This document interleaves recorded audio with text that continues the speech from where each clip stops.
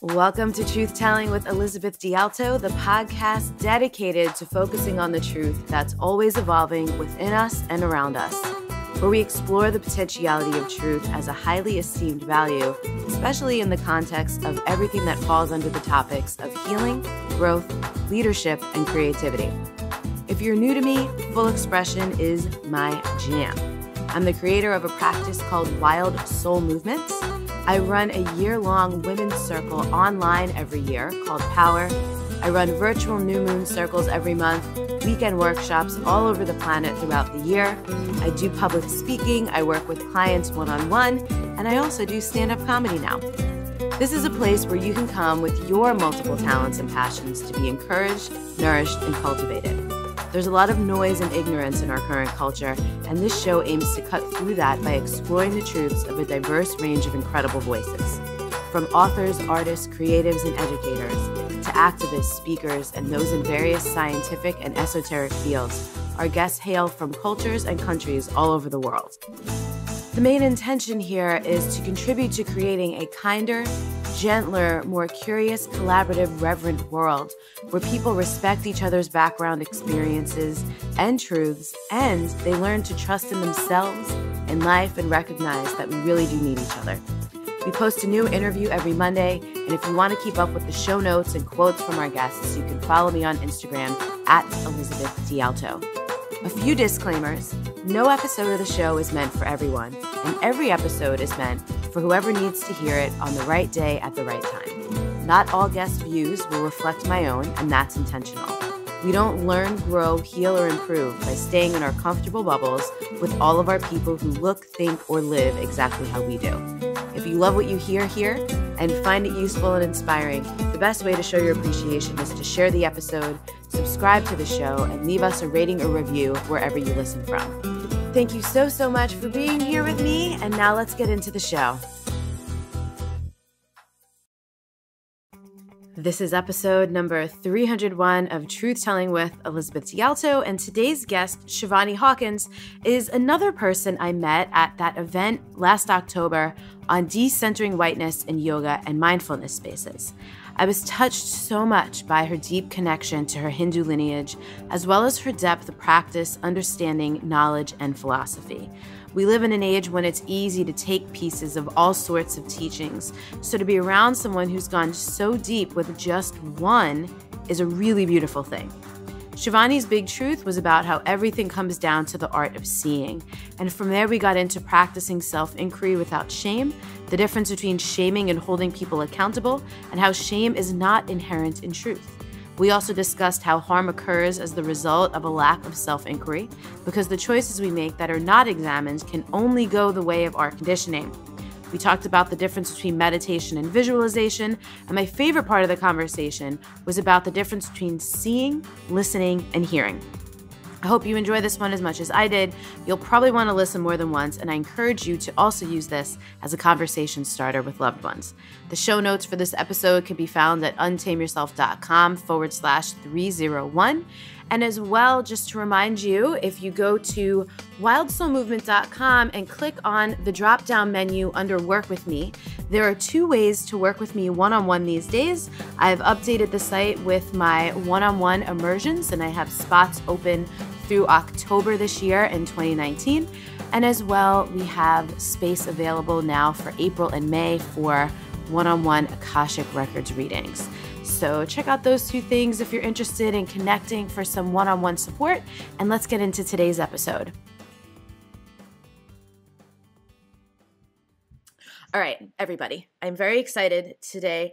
You know what I didn't do before we hit record? I didn't check. Shivani is the proper pronunciation for your name, right? Shivani Hawkins, yeah. Okay, I just wanted to double check because sometimes I do that. Yep.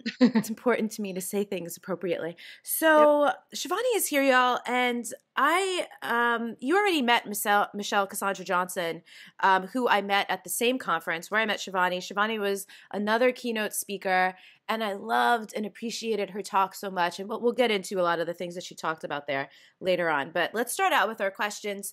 The first one is, and answer it however you want because it's quite personal. How's your body? How are you feeling in your body today?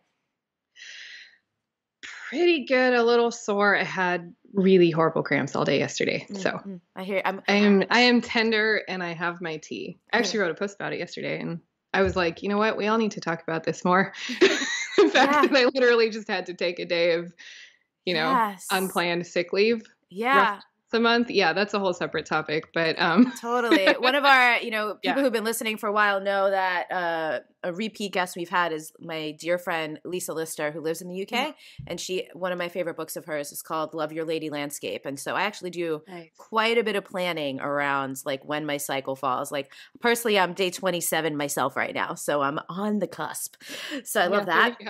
And then the other question, as you know, was coming is, what is a truth that's having a big impact on your life right now? Okay, so I love this question. And the whole time I was lying in bed yesterday with cramps, I was like, what is the truth? And I had so many different things come up. And I was like, that is such a great way to start.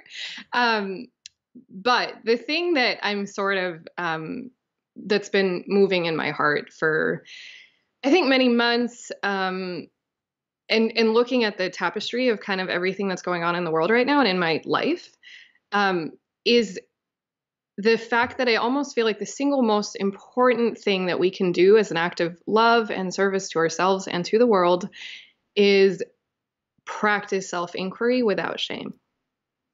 Like really, really deeply learn how to tell ourselves the truth and discover what our truth is and what the truth of things around us are, in a way that is expansive and not burdened by shame. And what I mean by burdened by shame is I don't think that shame is inherent to truth. I think it's sort of this extra thing that gets piled on top. And sometimes the fear of that extra thing is so intense that we don't do the work of telling ourselves the truth. And specifically our own personal truths. And we don't examine and reflect. And that lack of self-inquiry and self-reflection, almost every single harm I can think of right now that I'm working with actively that I can look at, whether it's, so in my work, I do a lot of work around protecting the indigenous wisdom of yoga and dharma from my culture in India. I'm American, but I have another culture. People are always confused by this. That's a place where it comes up. It comes up in terms of racism. It comes up in terms of sexism. It comes up in terms of homophobia. It comes up in terms of how we treat the environment, how we treat our bodies. Every choice that we take, if it is not examined, will go the way that it has been conditioned to go, either through trauma or societal conditioning or family conditioning.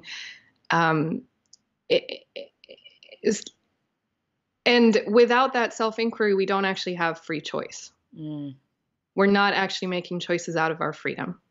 We're making them out of our conditioning. Oh my God, so much. That's my truth right now.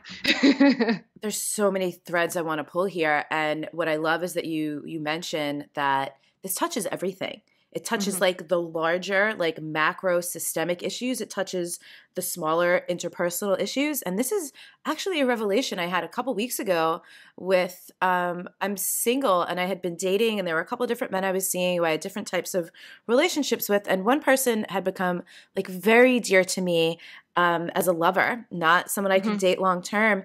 And I realized that I had to step away from it because this is not a person that does any self-inquiry or examination. And as someone who that is part of who I am, what I do, what I teach, like everything, it's just like a central part of my life. I didn't realize, it's just like somehow hadn't clicked to me that so much of the harm I was experiencing in that connection and like just like pain and hurt and like the disconnected parts were because of that. Like making me wrong for inquiring because he didn't want to look at his stuff. And that's where the shame was happening there. Like placing the shame on me. So I love this. We're going to really unpack this because there's like the shame we inflict upon ourselves and then the shame other people try to place on us. Because it's not enough to just do self-inquiry. I mean, this is one reason I think a lot of people are afraid of meditation practice. And I always, my first meditation class with beginners is always learning to create a shame-free space. Because most people don't sit for meditation where they're just sitting with themselves and listening and doing this kind of inquiry and attentiveness is because their inner voices are abusive.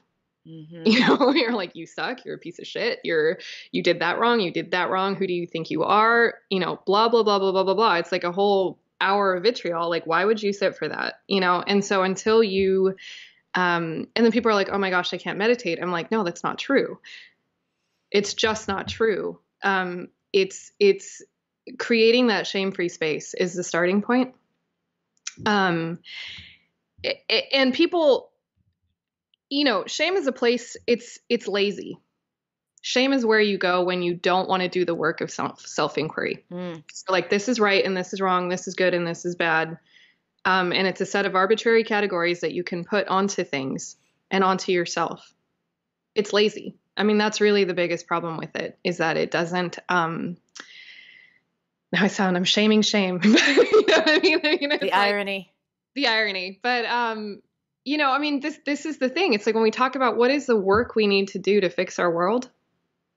And when people say, oh, I really want to heal, or I really want to grow, or I want to, develop spiritually, or whatever it is, you can do any number of practices, from chanting, including meditation. I know people who meditate as a way to avoid self-inquiry, which is not really, I think, what the practice is.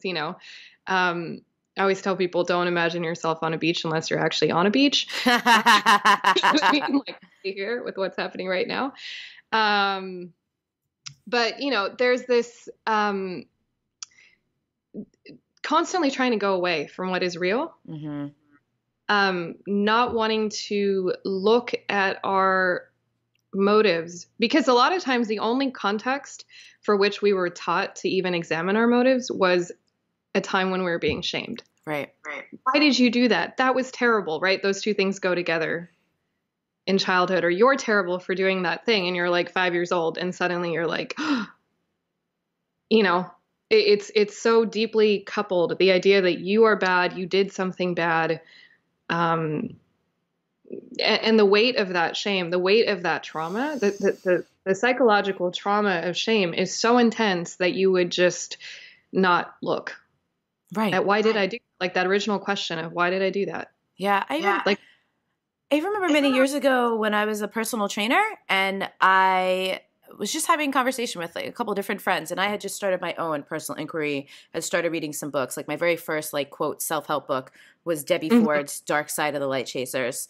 And I remember two women specifically being like, oh no, I don't want to be alone with my thoughts. I don't want to engage with that. I don't want to know what's under that hood. And I was like, oh, yeah, all right, I get it. And I like what you said. I wrote this down, that for a lot of people, that inner voice is abusive. So who would want to sit down with that? Right. So, and if that's the way you treat yourself, at best, you will treat people marginally better. And at worst, you will treat them much worse. Absolutely. The way that it's like there's the golden rule, and then I always joke around that there's actually a diamond rule, which is how you treat yourself is how you will treat others. It goes both ways. And people who are not willing to take the time and open their heart enough to sit and listen to themselves struggle to do that to other people as well. So when someone else is speaking to you, you are just as impatient and restless and judgmental, and you're not really listening to what's being said. And we see this in our country right now. It's like a ton of people who have already decided what they think and what is true. And when asked to say, why are you taking these choices? And do you want to continue taking these choices considering the impact that they're having? That's where it's like, I don't want to go there. I don't want to look at it. You're shaming me. And it's like, we don't, and a lot of times people are shaming you. I'm not saying they're not, I'm not denying that. I'm saying we need to have a way to ask these questions, to look at these things without the weight of shame. Yeah. So something you're saying here is reminding me why I love podcasting so much is, as a person, one of my I'll call it one of my wounds, and therefore one of my, the gift is in the wound, right? Mm-hmm. I crave to be seen for like who I really am. Mm. And therefore I love seeing people for who they really are. Basically everything I do is around helping people connect to who they really are and like be that and bring that and express that into the world and like make that okay and like that cultivating that deep self-acceptance, because when I am met in that way, nothing freaking feels better than that. And so before we started recording, you were saying, you're primarily a meditation teacher and an artist, even though you graduated law school, passed the bar, you never practiced law, right? Right. So, and you said this sentence that I was like, ugh, like I like melted into my chair. You were like, everything that you do comes back to the art of seeing. Yes. Yes. And I love that because like what you're saying is we are like as a culture so restless. We're not seeing, we're not listening. Mm-hmm. And even sometimes when we do listen, we don't hear. So how would you distinguish between, and answer this and put it in whatever context you want. What are the differences in the relationships between seeing, listening, and hearing? Ooh, that is a fantastic question. Well, I'll start with sort of, I think hearing is, that thing of like, there are so many times when like I ask people, I'm like, okay, what was your, and this is, I'm going to get back to this, but, yep. I'm like, what was your favorite sunset near where you live? Right. And they'll think of one or two. And then I remind them, I'm like, you live there, right? And they'll be like, yeah. And I'll be like, that happens every single day. But you only like recall, usually people struggle. They're like, what was my favorite sunset? Oh yeah, there was that one where I was sitting out on the porch and, I actually saw it. And I'm like, so for me, that's what hearing is like, did you even take in the information? Mm-hmm. Did you even realize that it was there to be taken in? Could you actually see the facts as they were? Was your attention there for it? Because that's the starting point, right? If we don't agree on what factual reality is and what information is there to be taken in, and your system is just not hearing it, yeah, that's where people usually repeat themselves over and over, like, "Did you hear me?" And it's the same thing, I think, with all of our senses, right? We need to first start with, am I willing to open to whatever information is available, whatever knowledge, whatever facts, whatever truth is available to me in my reality. One thing I have people do in meditation practice is usually you'll have one or two voices that are really loud. Mm-hmm. And the first question I'll ask them, I'll be like, listen for the ones that you're not hearing. Ask yourself, what am I not hearing? And usually you'll hear a quieter voice from somewhere in your body that you never look at, that's like, and I'm like, listen, so that's hearing for me. Seeing is kind of like that too. In the sense that I think seeing is, again, am I really taking in what all is there? And the other thing that's different between seeing and hearing, for example, is we have the ability to zoom in and zoom out. This is a big thing in photography, right? You can tell a story depending on what you are focused on. I love you. I just need to pause. I'm obsessed with you right now. Keep going. I love it. Thank you. Do you know what I mean? So, and yeah. This is something with photography, like you can take the exact same scene and change, your aperture and where you are focused. And you're literally creating a whole different story of the exact same data, right? So you've literally, and that's why you can have, 500 shots of the same landscape at the same time, and they are all different. Yeah. Because people are, they're seeing differently. They're focused on different things. And again, similar to hearing, you want to ask yourself, am I seeing the entirety of what is there? The other thing with seeing isn't just outwards. If you only see what's in front of you and you are not seeing yourself in the context of what is there, you are not seeing. This is actually an ancient teaching from the yoga tradition, from my tradition. Learning to see both yourself and external reality at the same time as part of an interconnected web of reality is actually a daily practice. Mm-hmm. Because then you are seeing the entirety. If you don't see yourself, you're not seeing. And it's the same with others. When you look at somebody else, am I seeing myself and the other person at the same time? Yeah. Am I only seeing myself and not seeing the other person?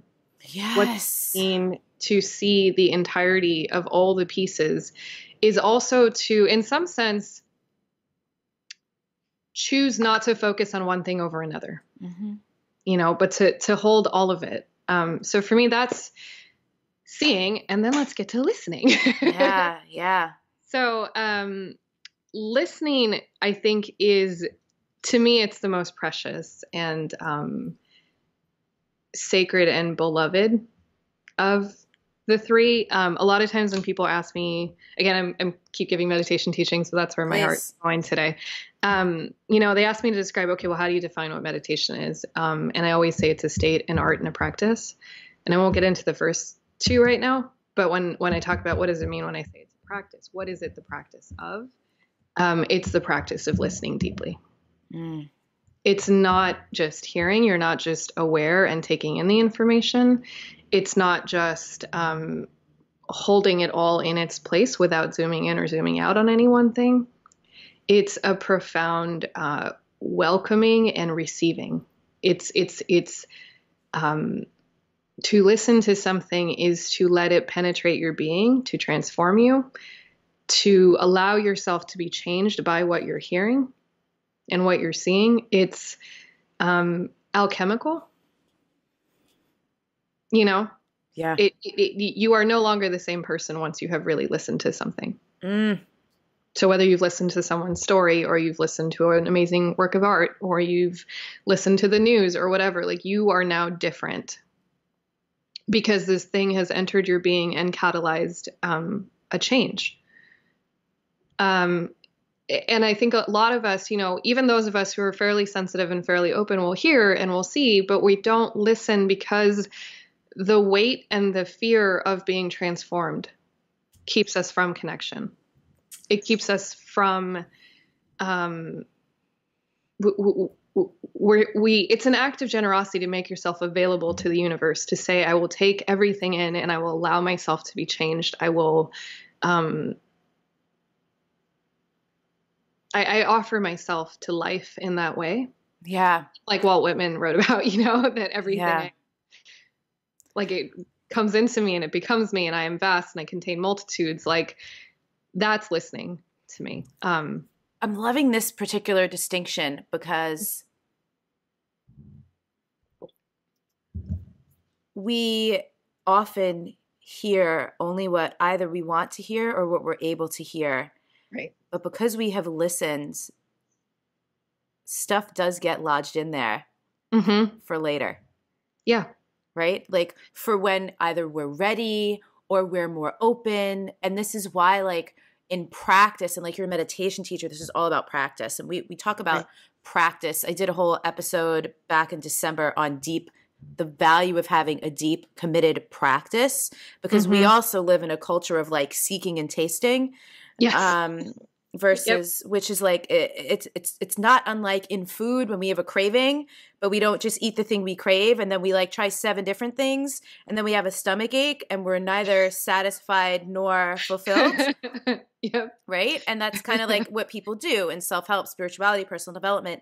Now, it's separate from having to do, in some cases, some experimentation to like see where you land and like what's your truth, which this also comes to something I'll ask you about later with like the lineage and the river and that beautiful metaphor that you have for your tradition, but never integrating, right? Yeah. Can I speak to that for a second? Yeah. Is that okay? Okay. Yeah. So one of the questions that we need to ask ourselves, and this is something we do work on in one of the meditation schools that we're working on, is your practice like, so there's a difference between practice that is, real and present and connecting you to reality, and practice that is addictive. It's spiritual practice used to escape from reality, from the truth. And what that takes the form of is similar to any kind of substance abuse. You're chasing the next energetic high. Yep. You're chasing peak experiences. You're chasing boundary dissolving spaces. But none of that is natural because nature is boundaries as much as she is not. you know, if your entire practice, and I'm not saying, I mean, I've had, you know, countless amazing peak experiences that I'm incredibly thankful for, and I wouldn't trade for the world. And there is a place for them. They do catalyze, you know, profound shift. They take you to new places. But the point, if your only practice is to chase those peak experiences and never to actually land, never to actually, again, do that work, you're just an addict. I mean, again, that sounds really shameful. Sorry. Your practice is addictive. Let me rephrase that. Yeah, Sorry. cool. Your practice is addictive. We're work in progress. And it's not, and again, that's another thing. Like, you know, I'm comfortable using the language of like, you're an addict. I know some people hear that and they hear shame, but for me, like I've had times in my life where I had to look at myself and be like, I'm an addict. Mm-hmm. I'm trying to get away from reality. I'm using this thing to try to get away from reality. And to hold that word without shame. So for anyone who's listening, you know, I invite you to hold that word without shame. If you do feel shame around it, change it to addictive.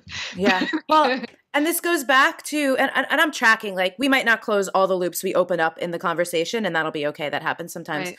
But it also brings us to a conversation that I really wanted to have from when you and I were chatting before we record, which is what's the difference between shame and accountability?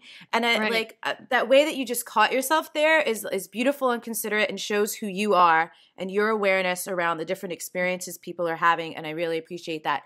And at the same time, we also need to be able to cultivate our resiliency around calling things what they are.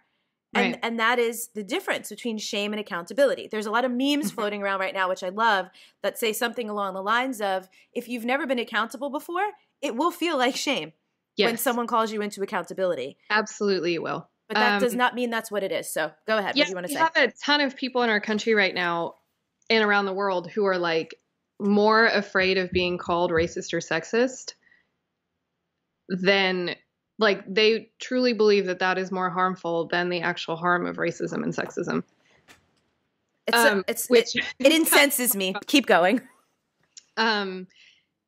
You know, and they take being told that they are, that they have caused harm knowingly or unknowingly. There are people right now who are like, I don't want to be told that I can't use drinking straws, or I need to cut down on meat consumption, or, you know, whatever, environmentally, you know, that I can't just buy this much stuff unless I want to destroy the planet. Like, I just need to buy less stuff, without feeling shamed. And I understand that, because those are not things that you've ever been told. We think of shame as like, again, and I think this goes back to early childhood experiences of like, if I follow the rules, I won't be shamed. Mm-hmm. You know, so in your mind, even as an adult, if you haven't done the work, you think, well, I'm following all the rules as I was taught them. Why am I being shamed? This feels like unfair punishment. And that's where self-inquiry is actually your friend. Yeah. Because you can say, it's not an outside authority punishing you. It's not as simple as just following the rules that you were taught. It's asking those bigger questions of what is needed in this moment. Yeah. What am I being asked to, how am I being asked to grow up? Really? Yeah. Not a child anymore, you know? Like, no one's deciding the rules for you. People are saying, hey, these things hurt me. And I always think of, like, you know, with racism and sexism and homophobia and all these things, but I can't speak to that as a straight woman. I would love to see, you know, like, for example, if you stepped on somebody's toe and they said, ow, and you went, oh my gosh, I'm so sorry, and you took a step forward so you don't step on them. That's where I would love us to see us get to with racism and sexism. You say something that's not appropriate, that's unkind, you know, you do something, someone's like, ow, that hurts. And you go, oh my gosh, I'm so sorry. Back up, you know, and that's it.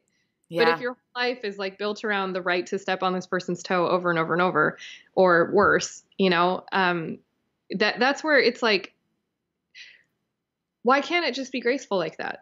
Yeah. You know, what does it take? And for me, I keep coming back to where we started this conversation. You have to know that you are not bad. Totally. Because you did something harmful. And especially in contemporary, I'm going to call it, non-religious spiritual worlds that are not tied to actual faith traditions, which you see with a lot of New Age and you see with, postural yoga and so on and so forth. There's this obsession with being love and light. Mm-hmm. And the implication and positivity. So the implication that if you are negative, if you are not feeling love, if you're not coming from a place of light, you are therefore bad, shunnable, not part of the community.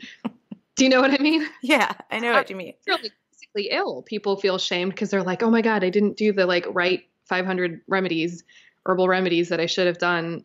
Or I wasn't thinking positive thoughts. And that's incredibly dangerous. It's super dangerous. It's incredibly dangerous. It's incredibly harmful. I remember, I can tell you actually, do we have time for a story? We do. What are you tapping on that I keep hearing? Are you just you're just excited and tapping on the thing? Okay, cool. I'm Italian and Puerto Rican. I talk with my hands all the time. I get it.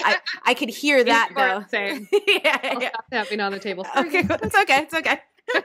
We won't edit it out either. You're just being expressive. I'm just saying. I just wanted to know what it was. Yeah. It's okay. I'm trying to keep my hands down so I didn't do this. No, please. I do it all the time. No worries. Ooh, there's a hummingbird outside my window. That's she's my friend. She comes by every day around this time and drinks her food outside. I love that. All right. So where was I? Oh yeah, I had a story about this. So the thing that actually shifted this for me. So I started my artistic career as a trained actor. I actually went to study it in middle school, high school, college. My minor is in theater, and then I went to a conservatory program and studied Meissner technique, and which is a method technique, and their whole thing is acting as behaving truthfully under imaginary circumstances. Ooh. So you're not pretending you're angry, you're actually angry, and you learn how to go to these places safely. And up until then, and a lot of the work is just deconstructing, especially as my teacher taught it, deconstructing sort of false emotional habits, conditioning. Because, for example, because that's bad acting, right? Like someone tells you, someone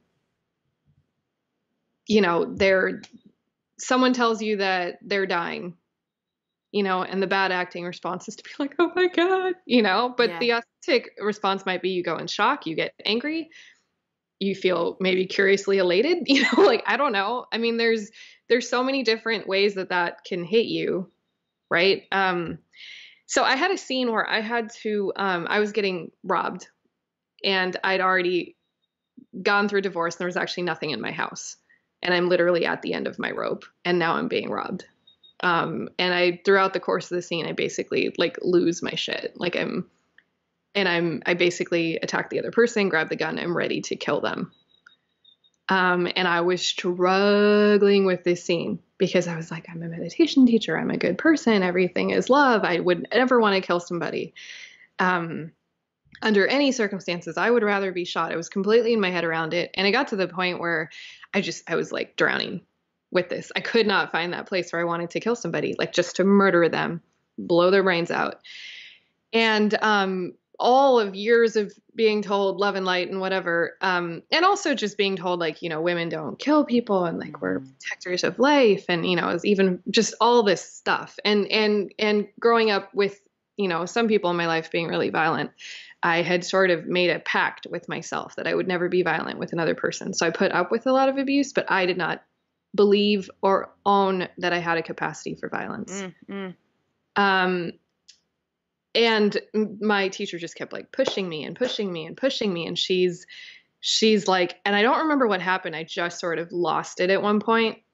And she was like, let out an animal sound. And the next thing I know, I grab this fake gun, right? And I snarl.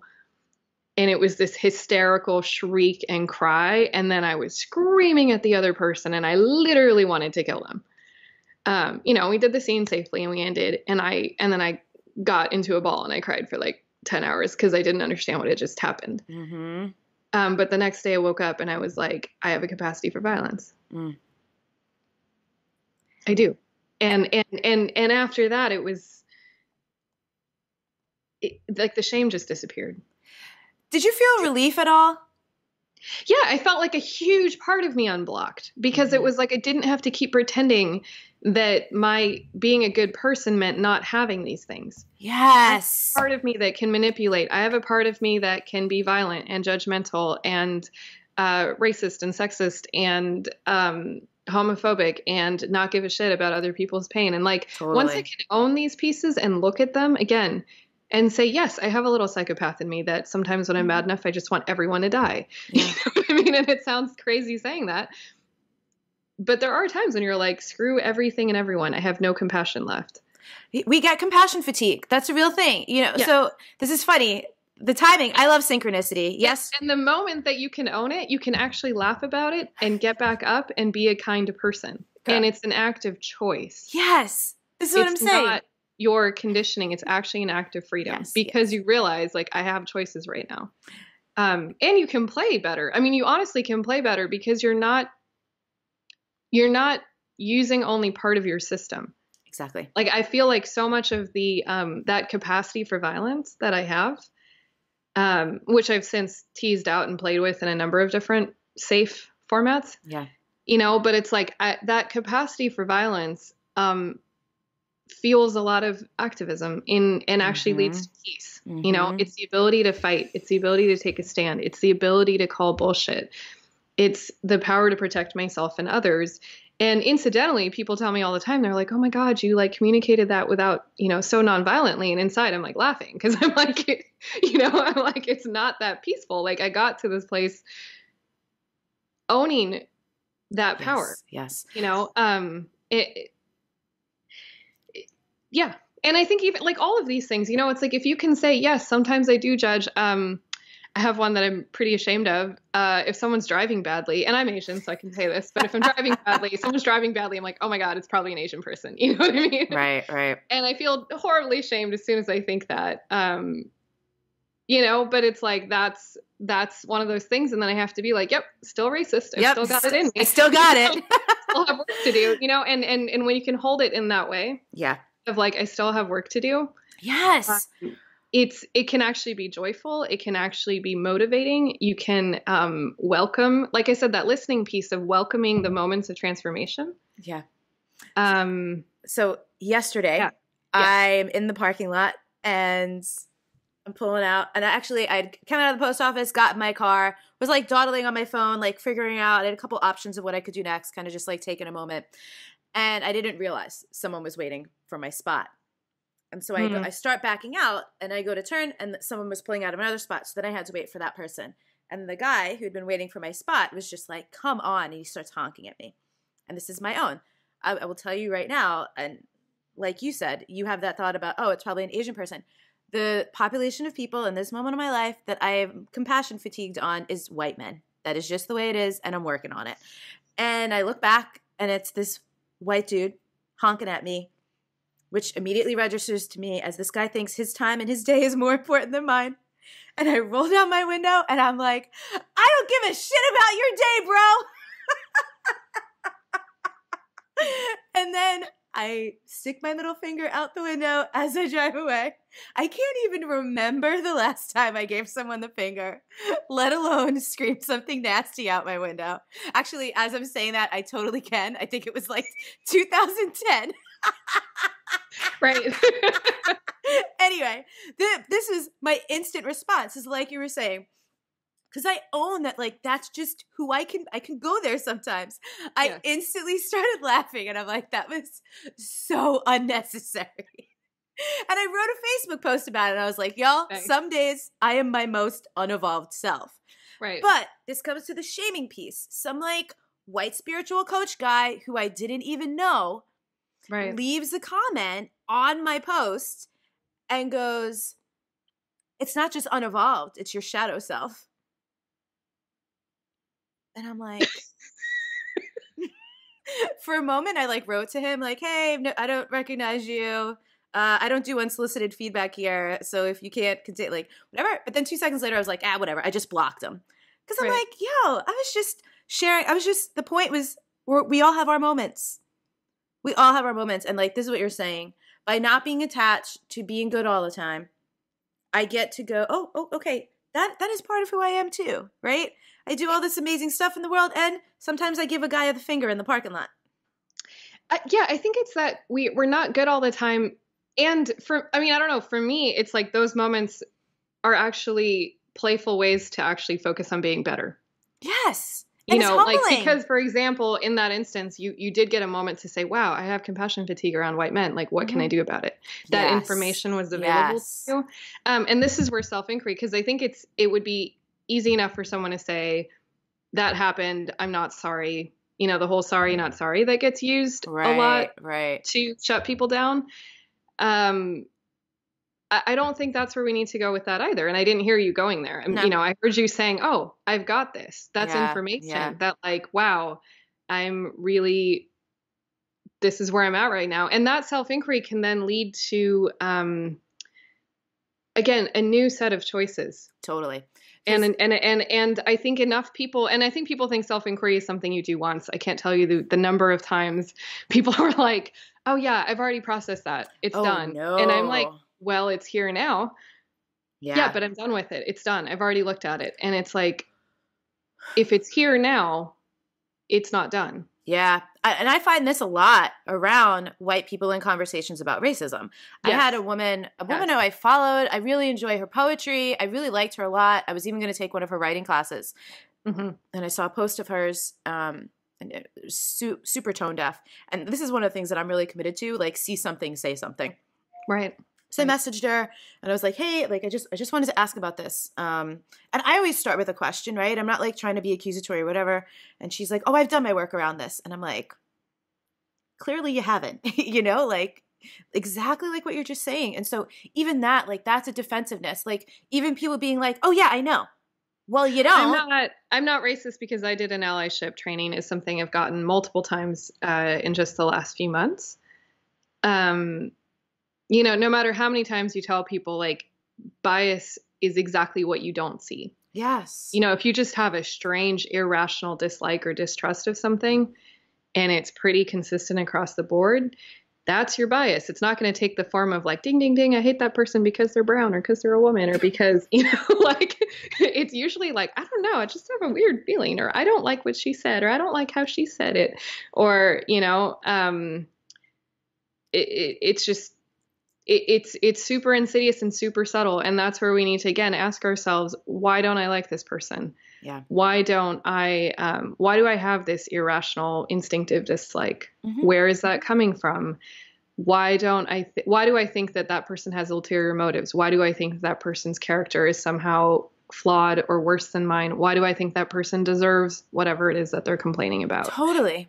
Yeah, and I can say, you know, with my example, like, I took that information from that experience, and I thought about it a lot yesterday, and I was like, honestly, if I would have turned around and that would have been anyone other than a white dude, I wouldn't have had that reaction. I wouldn't have had that reaction. And why was my compassion fatigue so high? Because for the last 72 hours, all my social feeds have been flooded with images of those Covington Catholic high school kids screaming at the Indigenous man. Right. And like, so it's interesting too, because there's all of these, you mentioned, and I wrote down to come back to this, there's what we're, the listening, hearing, and seeing, that we live in this digital age with social media where we have feeds and we're constantly being inundated with things that are then in our awareness, depending on how much attention we've given them. So then there's these other relationships, awareness, observation, attention, how we're actually taking things in and consuming and absorbing, right? So, and all these things have an impact on when we might snap in the parking lot. You know, one of my personal indicators of when it's time to take a Facebook break or a social media break is if I notice I'm not able to have compassion for people. If I find myself getting really impatient, really judgmental, I'm like, that's it. I'm just taking a 2-week break or a month-long break. Yeah. Because we are not wired to take in that much. No. And actually, I think what happens is actually we take in more information than we can actually, like, we hear more stuff than we can listen to. Yes. And at a certain point, our body is like, I cannot process this much shit. And so it sends it back out as like irritated anger and hatred energy, you know? Yeah. because we're being asked to digest more than you can actually digest. And so at a certain point, it's not going, la, la, la, la, la, la, la, there's nothing bad in the world, but it's, it's understanding when you've hit your limit. And that also comes out of self-inquiry of like, how much can I actually take in right now? Picking and choosing. And I know that feels a little bit like a luxury, because people are like, well, I don't have the luxury of picking and choosing what I take in because everything's impacting me and everything's impacting our world. And I hear that a lot. And I say that myself. And that's where I think, again, if you're feeling like you have to do it all or you have to hold it all. Yeah. Again, I keep coming back to self-inquiry of like, you can, and this is where the art of seeing comes in, right? Because you can imagine like you're walking a trail and there's mountains and rivers and forests and trees and a million animals and the sky and the earth. You can't take all of it in with the same level of focus that you can take your feet walking on that trail. Mm-hmm. But you know that it's there. Yeah. You know the landscape you're walking in. I feel like that's kind of what that's what we need to do. We need to understand that there's war going on and there's an environmental crisis and there are human rights violations and there are massive injustices and economic oppression and corruption and, all these different things that are our collective responsibility. And as we walk on our trail, where does my foot need to go next? Oh my God. I'm loving this and appreciating it because this has been one of my own personal inquiries, and what I'm hearing in my own context is it's go deep, go wide. Go wide in your awareness, but go deep in like your practice and your action and your application. Yes. Yeah. Yes. Because everyone doesn't need to fix every problem. Yes. We all need to be aware of the entire problem. Yes. But we can trust different people to hold different pieces. Like I'm holding, a piece right now around protecting the indigenous wisdom of my people and teaching people the art of seeing because that's my piece to hold right now. It may not always be, but right now, like, and people are like, what about all other indigenous wisdom? I'm like, it's all awesome. I wish I could hold it all. I can't. Yes. Like I can't. But like, you know what I'm saying? Like you're doing what you're doing. And this is actually one of our teachings in, one of our most influential scriptures. Actually, it's funny. Most people think the most influential text on yoga is the Yoga Sutras because it's got it in the title. But the most influential text on the yoga tradition is actually the Bhagavad Gita. Yeah. And that's pretty widespread in its impact. Not every tradition follows it, but I mean, it's touched and influenced many of the different lineages and traditions and is a source teaching for many millions and millions of people. But in that, Lord Krishna tells, there's basically, I don't want to get into the whole story, but there's this warrior, right, who's been trained to fight. His job is to fight and to uphold justice. And his evil cousins have taken away, like him and his brothers are the rightful heirs to the throne. And his evil cousins have basically taken over all of it and they're oppressing the people and it's bad. And they've tried every other diplomatic strategy that they possibly can. And now it's time to fight. And the problem is he looks out on the battlefield and he sees not just his cousins who he grew up with, but also like some of his teachers and some of his elders have picked the wrong side. And he's going to have to fight them now too, because they went with the establishment sort of thing. And he freaks out and he has like this existential crisis and depression and he's scared and he's like, I should just go become a monk. Like killing is wrong. I don't want to kill anybody. Like he has this whole, I don't know what to do. I can't even pick up my bow. I'm terrified. I'm lost. And God, who is incarnated as Shri Krishna, is like, has said, I won't fight your battles for you, but I will ride your chariot. Meaning like God is, that divine voice in your soul that's guiding you, that voice of wisdom. And he represents the mind, right? That's like, I don't know what to do. And one of the most beautiful teachings. And so basically that entire text is, you all should read it. It's 18 chapters of God explaining to this warrior what it means to do the right thing, what the right thing is, how can you understand what the right thing is. And ultimately it's all consciousness, and you still need to do the right action, even as you see the entirety, and that's really kind of what yoga is inviting us to. It's not a nice butt. And so this process of yoga, of union with this divinity, with this sacredness inside of us and in all things, he says it's better to follow your dharma, like your sort of sacred and natural duty, your path, imperfectly than to do somebody else's perfectly. Yes. So this is landing, again, this has just been something in my own, giant inquiry, and why I even ended up at the event where you and I met is because, my work is really about teaching women about the sacred body. Right. It's embodiment. It's connecting us because, like we said, it comes back to the art of seeing, which is truth telling. For me, it's like I firmly believe that like God speaks to us through our intuition, and our intuition comes through our bodies, through our senses, right? That's actually also in that same text, because Krishna tells Arjuna, and don't worry, if you don't know what your dharma is, like if you don't know what your path is, prakriti, like nature will compel you. Yes. Like it's literally in your nature to do your instinct is already aligned. So if you can align with your natural instinct, you don't need to be like all the animals in the forest. You just got to be you and let them coexist and see them. That wisdom. And this is why I'm so protective of these teachings, because these teachings have gotten people through these same struggles generation after generation after generation. Like people are like, I'm like, these teachings have data sets. Yeah. Tested across genocide and war and famine and colonization and loss and hardship and sickness and death. And, it's like they have helped people live in alignment with their values, Yeah. And, and with the earth too.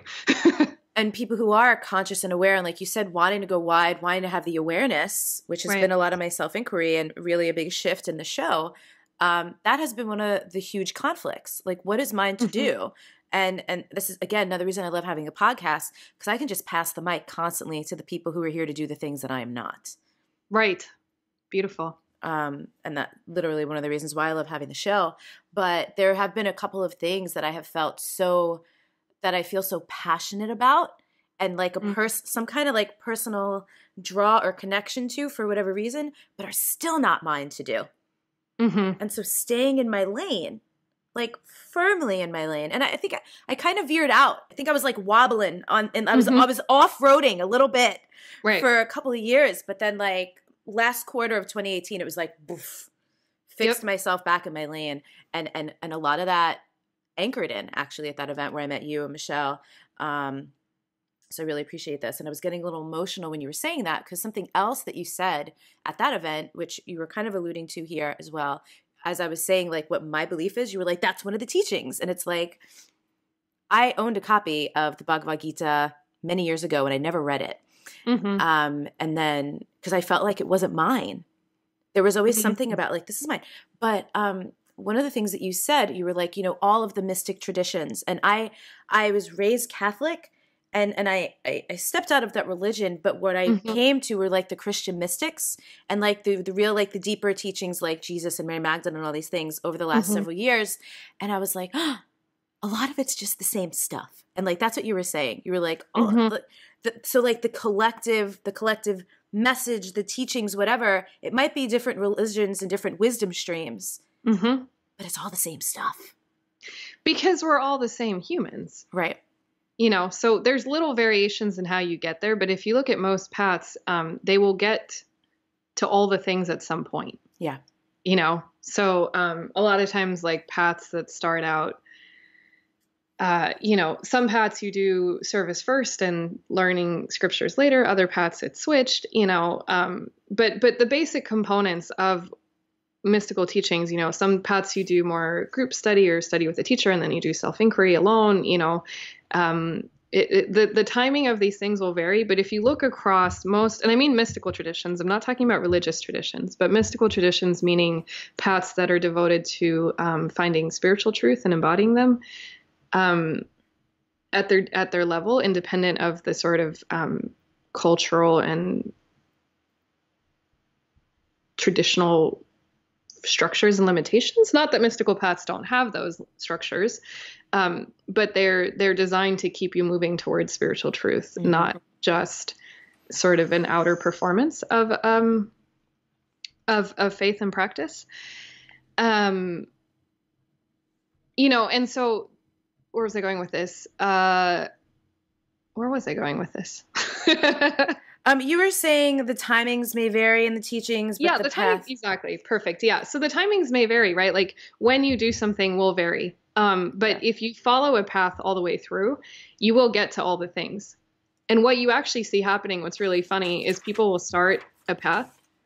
And then at the point where they get to disciplined virtuous conduct, they're like, screw that. And then they start another path with the peak experience. And then they get to disciplined virtuous conduct. And they're like, screw that. I found out about these, Peruvian shamans, peak experience. And then again, disciplined virtuous conduct comes up, and then boom, they're now meditating in the Himalayas. And you keep, it doesn't matter. Like you keep avoiding the practice in any one of them. Do you know what I mean? I'm laughing so hard because I know you live in the Bay Area. I lived in North County, San Diego for a while. Yep. And I lived around a lot of people who were seeking those peak experiences. And I would watch. So you talked about like the seeing. I would sit back and listen, and I would watch. Every time someone would come back from like their most recent like plant medicine adventure, and I'd hear the story of the peak experience. And then I would just make a note to myself to like circle back in 2 or 3 months and just see what was going on in their life. And more often than not, the same drama, the same dysfunction, the same whatever behaviors were still alive and well and not much transformed. Because there's the self-inquiry is missing. Yeah. And it comes, and this is the thing. I mean, this is why I always tell people, I'm like, therapy is going to be a more effective tool for your spiritual life, to the extent, literally sitting down with someone and saying, why did I do this? Mm-hmm. What is making me behave like this? What can I do differently? And it's funny because if you're not committed to self-inquiry, you can literally go to therapy for 20 years and not actually change. And a single moment of honesty where you sit with yourself and say, truly, what is making me do this right now? Yeah. What is making me not do something right now that I know I need to do? What is making me seek out the company of these people and not the company of these other people? What is making me spend my money here and not here? Yeah. Just those basic questions, and to really sit with the answer. And this is where you need to hear, see, and listen to the answers that come up inside of you, because that people are like, again, this is another reason people don't want to meditate, because they're like, oh, it's just a mystery. I see nothing. And I'm like, no, once you learn how to sit and you learn how to hear and see, your system will start talking at you super loud and fast. It's unbelievable. And it's so fun too. It's super fun. And every once in a while, it's just like one word and you're like, that? Yes. And it's just like rabbit hole. Yep. And you can actually track your restlessness. That's actually probably my favorite way to teach meditation. So when people are like, oh, I'm just so restless, I'm like, awesome. Track it. Where is it coming from? What's moving in your body? Where is it taking you? What is it wanting? And you'll know when you've gotten to the truth, because the restlessness dissolves like a giant waterfall into stillness. Yes. And then your whole body is like, you can't fake the stillness. You can't, you've got to earn it. It's like a workout, you've got to work for it. And the work you do is telling yourself the truth, finding the truth inside of you. And when the truth hits you, even if it's like, oh my gosh, I'm not in love with that person anymore, or I hate my job, or I really need to open my heart and serve, a particular thing that I've been resisting the call to, or, I just had no idea how big my heart was. Whatever that truth is, it will hit you with a force field of stillness. Yeah.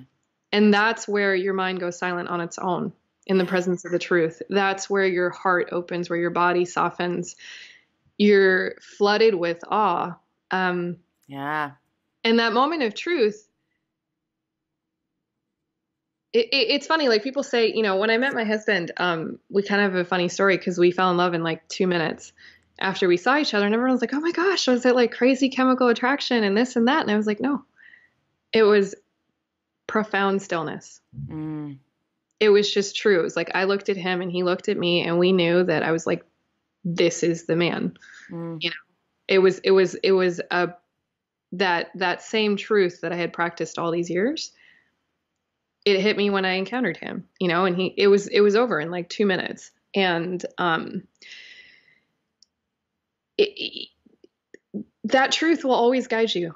Yeah. That feeling of stillness, if you can learn, and I love that you teach embodiment, because I'm always telling people that it's not, and people were like, oh, well, this was true for me 2 years ago. Why isn't it true now? Because you evolve, circumstances evolve. Yeah. And this is why self-inquiry is a continuous thing, because you can be like, oh, well, this was so true 2 minutes ago. And I felt we identify. And we attached. We identify with it, and we forget how we got there. Totally. Because things change, and we need to change with it. We need to allow ourselves to change. You know, and I see some people be like, well, I didn't have to talk about racism and this and that all this time. You know, I used to be able to just go to India, whatever I wanted. You know, why is this all coming up now? And it's this, what I really hear is, why do I have to change? Yeah. Why do I have to grow? Why do I have to adapt to the circumstances I find myself in? Yeah. And again, I would ask people who are feeling that resistance, what is the cost of changing for you? Yes. What is the price that you think you will pay if you allow yourself to listen and grow? This is such a good question to end on. I was laughing because I saw a meme, like a tweet exchange. We were talking about this before too, the Twitter exchange of just someone saying like, you know, as if transgender was a new thing. Yeah. And the person responded like, nah, this is just, now people just don't have to hide who they are. This isn't new. This has been around since the beginning of time. And now we're just living in a time where it's easier than before. It's not easy, but it's easier than before for people to be who they are out in the world and express it. So you're amazing. I already said it in the middle of the interview. So like, but you know what I really appreciate though, and people on the show, I'm like a broken record with these two words, nuance and complexity, nuance and complexity. Yes. There's so much false dichotomy, false equivalencies. People want to say, well, this means that. No. And I love that you are rooted in a deep tradition and all these incredible teachings. I love the metaphors. And the nuances and the distinctions and stuff. Like we could have another hour-long conversation here, which that only means I will invite you back another time. So thank you so much. Where is it that you would like people to visit to find? I know you have like 2 different meditation schools, and I know social media isn't really your big gig. So where do you want people to go to find you? Okay, so there's 2 things. One thing that will be relaunching fairly soon.